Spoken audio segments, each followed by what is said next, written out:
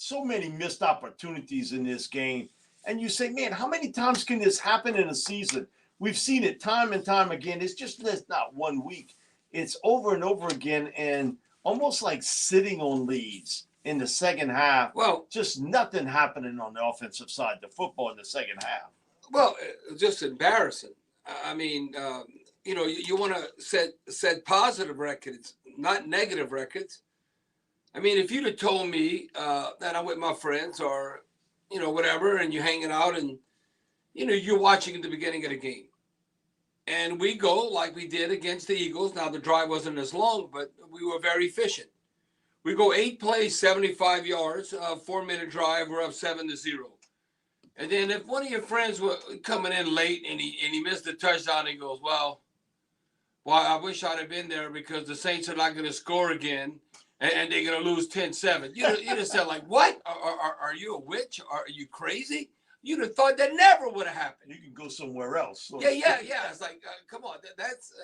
There's no way I thought with the great start that came about that this would have happened. They would have lost this type of game 10-7, but it is the Saints this season.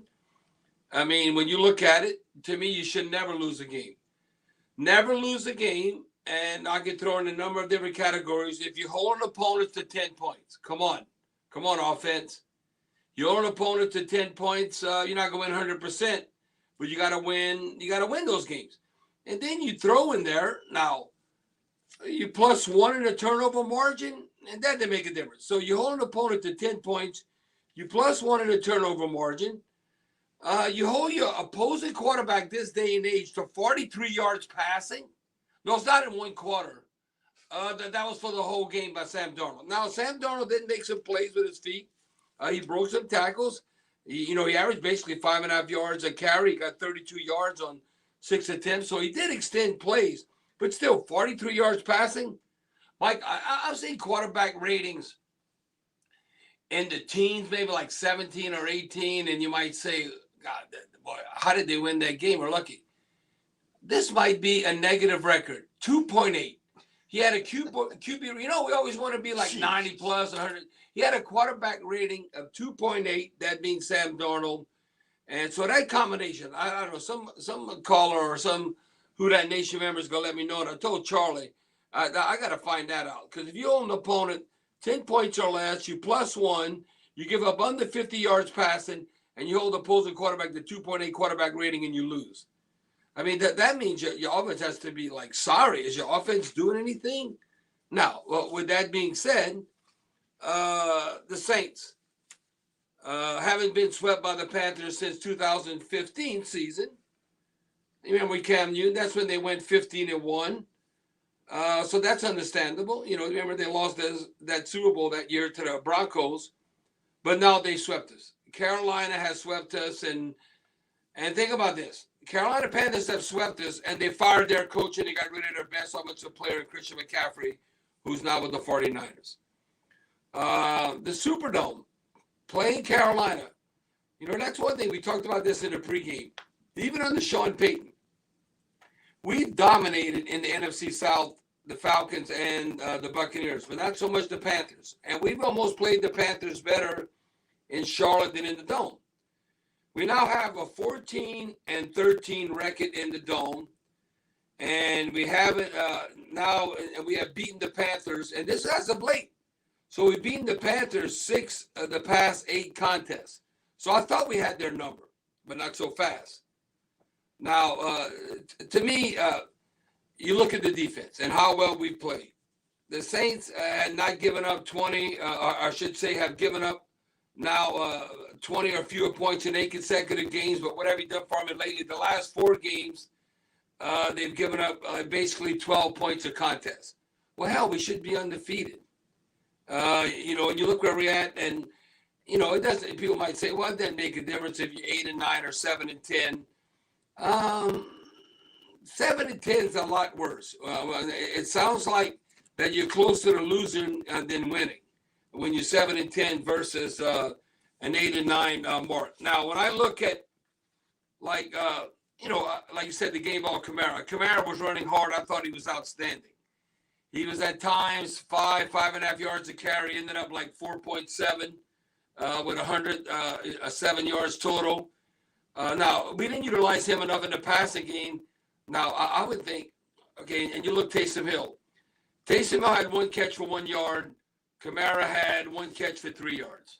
Mike, I don't think I'd ever witness that they wouldn't at least be in double digits. But Taysom Hill, total yards of scrimmage, he ended up having 25.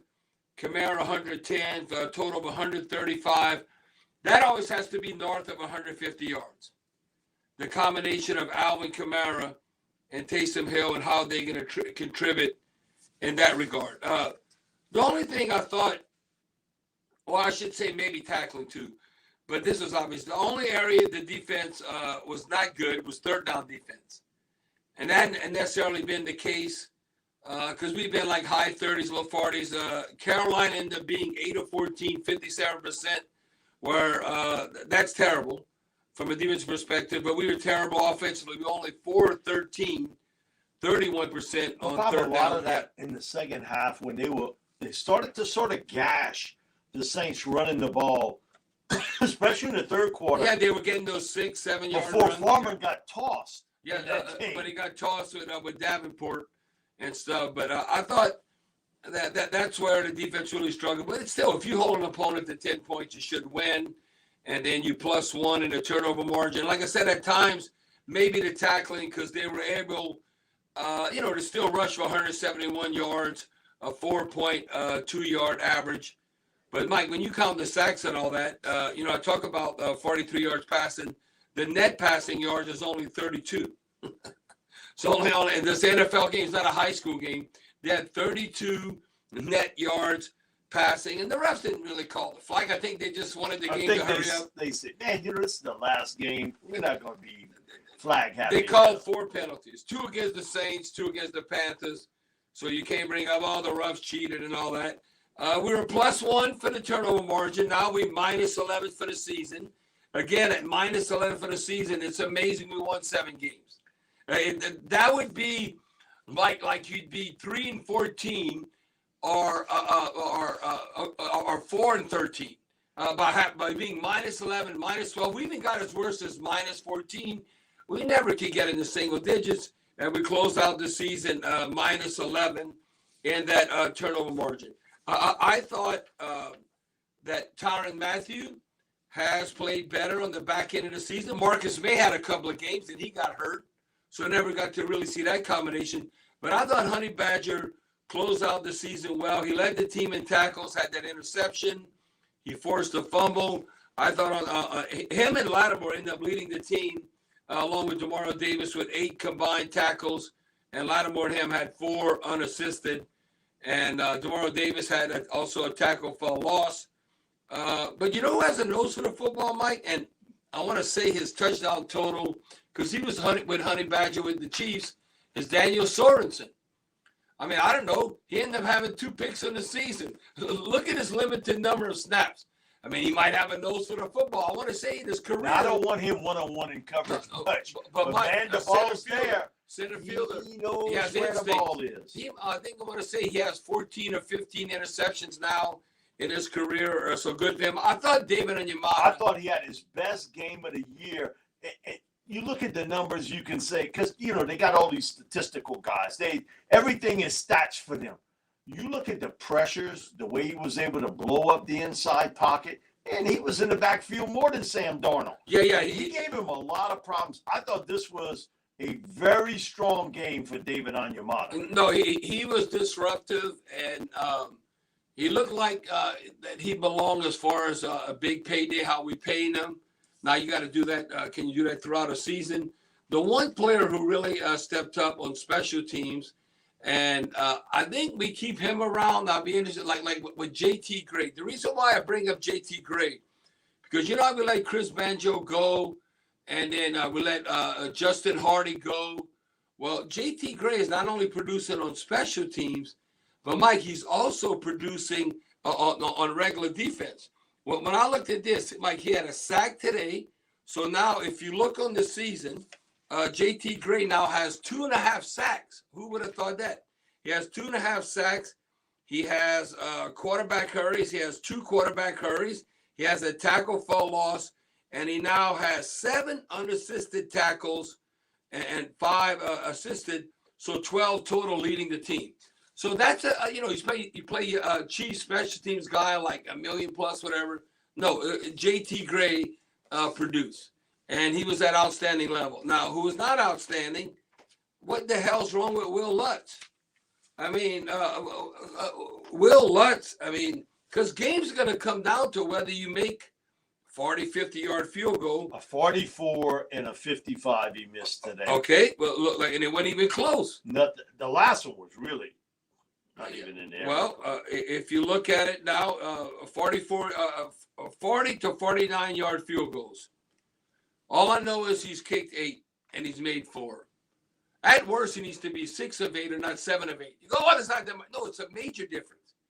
He's 4 of 8 from 40 to 49 yards and 4 of 6 to 50-plus yards.